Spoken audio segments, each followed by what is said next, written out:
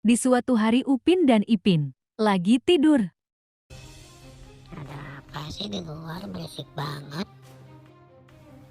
Upin, Ipin, cepat keluar, ada Godzilla. Ayo cepat keluar. Waduh, ada Godzilla nih. Gimana? Ultramannya juga gak ada. Lagi piknik jalan-jalan ke Hong Kong.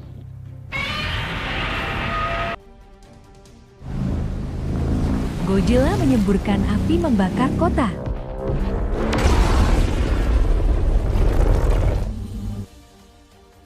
Oh my god, Allah, Allah kabur, kabur, kabur, kabur. Gak bisa, gak bisa, gak bisa.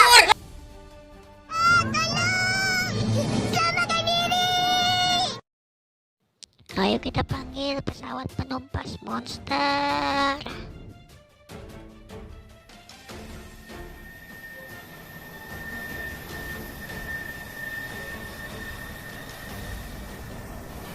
Ipin, ayo kita serang monster itu.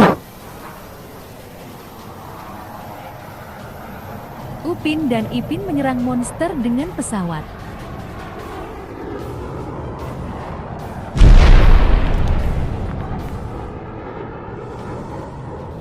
Wah, monster itu tidak mempan kita bom.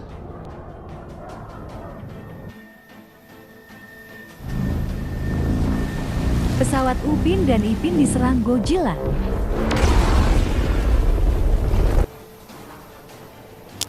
Waduh, kita kena serang, pesawat kita jatuh.